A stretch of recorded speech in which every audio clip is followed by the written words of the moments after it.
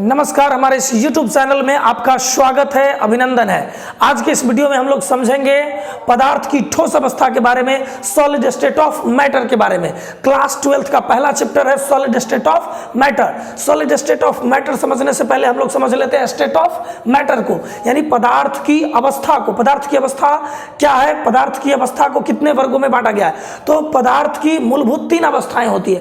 पदार्थ की मूलभूत कितने अवस्थाएं होती है? 3 अवस्था होती है। सॉलिड स्टेट ऑफ मैटर यानी पदार्थ की ठोस अवस्था, लिक्विड स्टेट ऑफ मैटर यानी पदार्थ की द्रव अवस्था, और गैस स्टेट ऑफ मैटर यानी पदार्थ की गैसीय अवस्था। तो चलिए हम लोग देखते हैं बारी बारी से सॉलिड स्टेट ऑफ मैटर किसको कहते हैं, लिक्विड स्टेट ऑफ मैटर किसको कहते हैं, और गैस स्टेट ऑफ मैटर किसको कहते हैं। तो देखिए, सॉलिड स्टेट ऑफ मैटर यानी पदार्थ की ठोस अवस्था, यानी पदार्थ की वह भौतिक अवस्था है जिसका आयतन और आकार दोनों क्या होता है, निश्चित होता है। जी हाँ, पदार्थ की वह ठोस अवस्था पदार्थ की वह भौतिक अवस्था है जिसका आयतन और आकार दोनों क्या होता है, निश्चित होता है। उसको हम लोग क्या कहते हैं, ठोस कहते हैं। जैसे लोहा, पत्थर, ईंट इत्यादि, ये पदार्थ की कैसी अवस्था है, ठोस अवस्था है। उसके बाद है हमारा पदार्थ की द्रव अवस्था यानी लिक्विड स्टेट ऑफ मैटर। पदार्थ की द्रव अवस्था किसको कहते हैं, यानी पदार्थ की वह भौतिक अवस्था जिसका आयतन निश्चित और आकार क्या होता है, बिल्कुल अनिश्चित होता है। आकार निश्चित नहीं होता, उसको हम लोग क्या कहते हैं, लिक्विड स्टेट ऑफ मैटर कहते हैं। जैसे जल, तेल, दूध इत्यादि, ये सब क्या है, द्रव अवस्था है। इसका आयतन निश्चित होता है जबकि आकार निश्चित नहीं होता। इसको जिस पात्र में रखते हैं उस पात्र की आकृति का हो जाता है। इसको जिस पात्र में रखते हैं उस पात्र की आकृति का होता है। जैसे बाल्टी में रखेंगे तो बाल्टी का आकार का हो जाएगा, लोटा में रखेंगे लोटा का आकार का, ग्लास में रखेंगे तो ग्लास का आकार का हो जाएगा। यानी इसकी आकृति निश्चित नहीं होती, इसका आकार निश्चित नहीं होता। इसको हम लोग क्या कहते हैं, द्रव कहते हैं।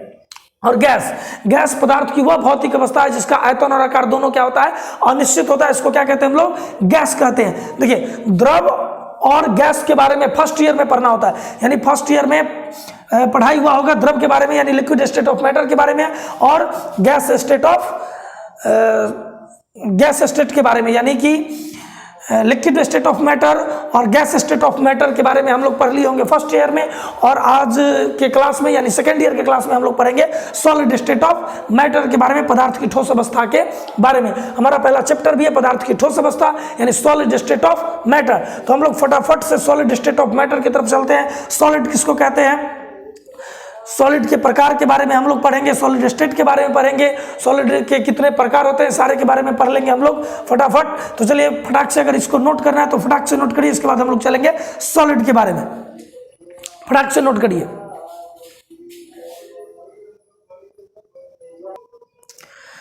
चलिए हम फटाफट देख लेते हैं ठोस को यानी सॉलिड को। सॉलिड किसको कहेंगे, तो बिल्कुल सॉलिड एकदम स्पष्ट आप देख सकते हैं। सॉलिड यानी पदार्थ की वह अवस्था जिसका आयतन और आकार निश्चित होता है, ठोस कहलाता है। लिखना है फटाफट, कॉपी कलम लेकर के अपने पास बैठिए और फटाफट फेयर करते चलिए। एकदम स्पष्ट दिखाई पड़ रहा है, आप आसानी से लिख सकते हैं, नोट कर सकते हैं। आपको ज़्यादा भटकने की कोई ज़रूरत नहीं है। आपको टॉपिक वाइज टॉपिक करके पूरा चैप्टर, और पूरा चैप्टर क्या, केमिस्ट्री का 16-17 जो चैप्टर है 12th में, टोटल चैप्टर मैं करा दूंगा, बढ़िया से मैं बता दूंगा।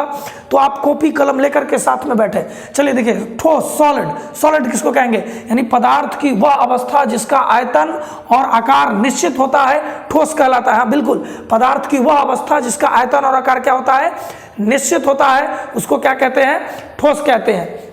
यानी पदार्थ की वह अवस्था जिसका आयतन और आकार निश्चित होता है क्या कहलाता है, ठोस कहलाता है। जैसे लोहा, लकड़ी, पत्थर इत्यादि, ये सब क्या है, ठोस हैं। चलिए, ठोस अवस्था के सामान्य अभिलक्षण हम लोग देखेंगे। ठोस अवस्था के सामान्य अभिलक्षण, ठोस अवस्था के कुछ अभिलक्षण भी है। पहला अभिलक्षण है ठोस पदार्थ दृढ़ होते हैं।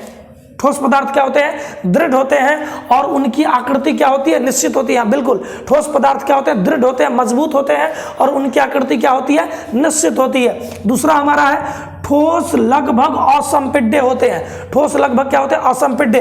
अब सवाल पैदा होता है असंपिड्य किसको कहते हैं, असंपीडन क्या होता है? देखिए दो पॉइंट होते हैं इसके, एक होते हैं संपीडन और दूसरा होता है असंपीडन। संपीडन किसको कहते हैं? संपीडन का मतलब होता है सिकुड़ना, यानी कि जिस पर हम बाहरी दाब डाल करके उसको सटा सकते हैं, सिकुड़ा सकते हैं, उसको क्या कहेंगे? संपीड्य कहेंगे। और जिस पर बाहरी दाब डाल करके सटा या सिकुड़ा नहीं सकते उसको हम लोग क्या कहते हैं? असंपीड्य कहते हैं। यानी ठोस लगभग क्या होते हैं? असंपीड्य होते हैं। एक सवाल भी पूछता है एग्जाम में, ठोस प्रायः असंपीड्य होता है क्यों? क्योंकि देखिए बड़े आसान चीज है, ठोस पर हम बाहरी दाब डाल करके उसे और अधिक सटा या सिकुड़ा नहीं सकते, इसीलिए ठोस प्रायः क्या होते हैं? असंपीड्य होते हैं। जी हाँ। अगला है तीसरा हमारा, ठोस का घनत्व उच्च होता है। ठोस का घनत्व क्या होता है? ठोस का घनत्व उच्च होता है। चौथा हमारा है, ठोस पर दाब का कोई विशेष प्रभाव नहीं पड़ता, यानी ठोस पर हम दाब लगा करके उसकी स्थिति में ज्यादा परिवर्तन नहीं ला सकते। ठोस पर दाब का कोई विशेष प्रभाव नहीं पड़ता। तो हम लोग देखे थे कि पदार्थ की ठोस अवस्था, सॉलिड स्टेट ऑफ मैटर, इसमें जाने हम लोग कि सॉलिड किसको कहते हैं? पदार्थ की वो अवस्था जिसका आयतन और आकार निश्चित होता है, ठोस कहलाता है। जैसे लोहा, लकड़ी, पत्थर इत्यादि। ठोस अवस्था के सामान्य अभिलक्षण भी देखें कि ठोस पदार्थ दृढ़ होते हैं, इनकी आकृति निश्चित होती है, ठोस लगभग असंपीड्य होता है, ठोस का घनत्व उच्च होता है, ठोस पर दाब का कोई विशेष प्रभाव नहीं पड़ता। चलिए आगे हम लोग देखेंगे क्लासिफिकेशन ऑफ सॉलिड, यानी ठोस का वर्गीकरण। ठोस का वर्गीकरण हम लोग देखेंगे, क्लासिफिकेशन ऑफ सॉलिड। ठोस को मुख्यतः जो है दो वर्गों में बांटा गया है, एक है क्रिस्टलाइन सॉलिड और दूसरा है एमोर्फस सॉलिड या नॉन क्रिस्टलाइन सॉलिड। हिंदी में इसको कहते हैं रवेदार ठोस और बेरवेदार ठोस। तो फटाफट इसको नोट करिए, हम अब आपको बताएंगे सॉलिड का वर्गीकरण। फटाक से नोट करिए, फटाफट नोट करिए, फटाफट नोट करिए। अभी अब बताएंगे हम आपको क्रिस्टल यानी ठोस का वर्गीकरण। ठोस को मुख्यतः जो है कितने वर्गों में बांटा गया, फटाक से भी आपको बताते, फटाफट नोट करिए।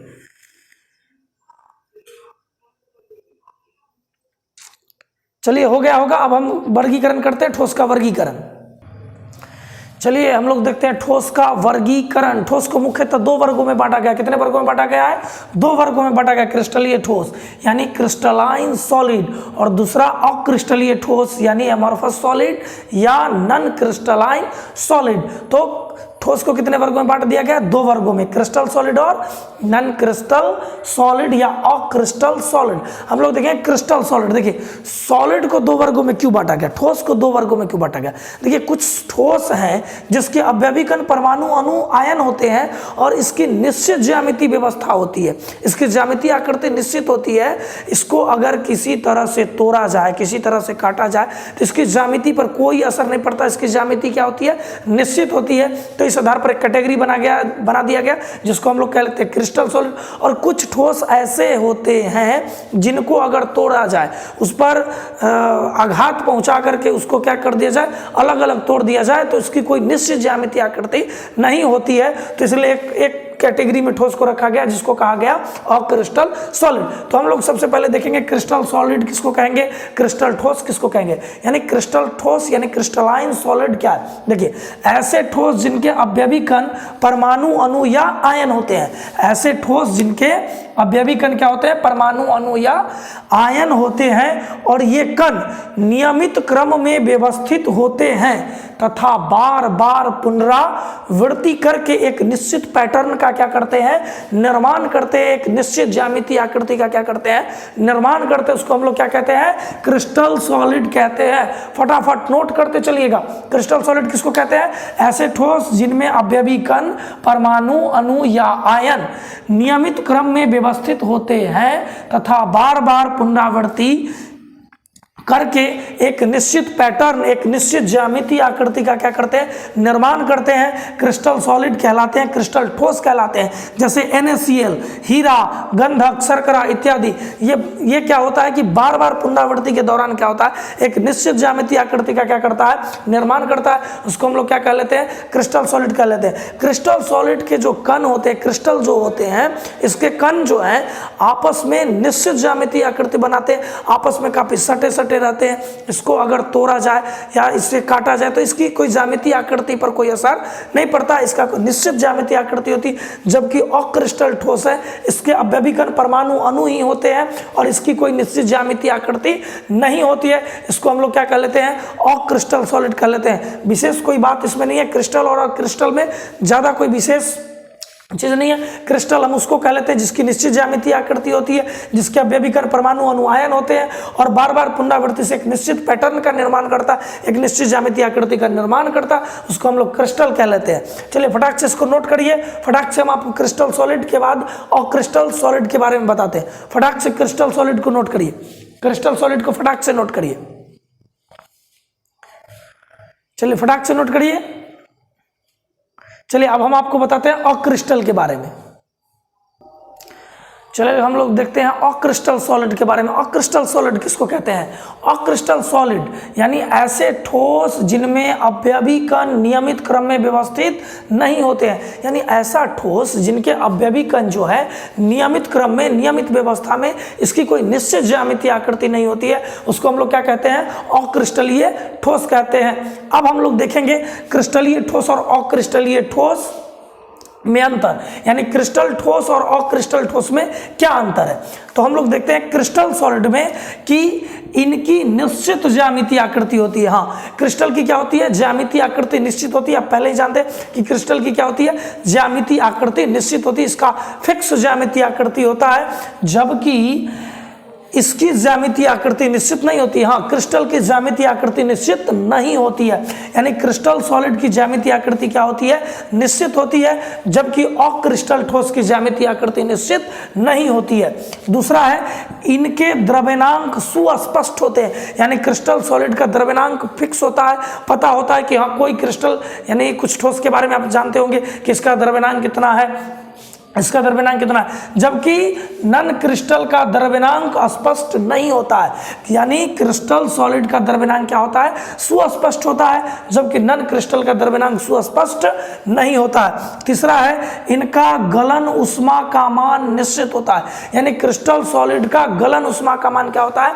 निश्चित होता है, जबकि नन क्रिस्टल का गलन उष्मा का मान निश्चित नहीं होता, यानी क्रिस्टल सॉलिड का गलन उष्मा का मान क्या होता है? निश्चित होता है, जबकि नॉन क्रिस्टल सॉलिड के गलन उष्मा का मान निश्चित नहीं होता है। चौथा, ये असमदैशिक होते हैं, यानी जो हमारा क्रिस्टल होता है वो असमदैशिक होता है, मतलब विषमदैशिक होता है। क्रिस्टल क्या होता है? विषमदैशिक होता है, जबकि नन क्रिस्टल जो है ये समदैशिक होता है। नन क्रिस्टल क्या होता है? समदैशिक होता है, जबकि क्रिस्टल क्या होता है? विषमदैशिक होता है। अगले क्लास में हम लोग समझेंगे समदैशिक क्या होता है, विषमदैशिक क्या होता है, क्रिस्टल असमदैशिक क्यों होते हैं और नन क्रिस्टल जो है वो समदैशिक क्यों होते हैं, यानी क्रिस्टल जो है वो विषमदैशिक क्यों होता है और नन क्रिस्टल जो है वो समदैशिक क्यों होता है, हम लोग समझेंगे अगले क्लास में। तब तक के लिए धन्यवाद।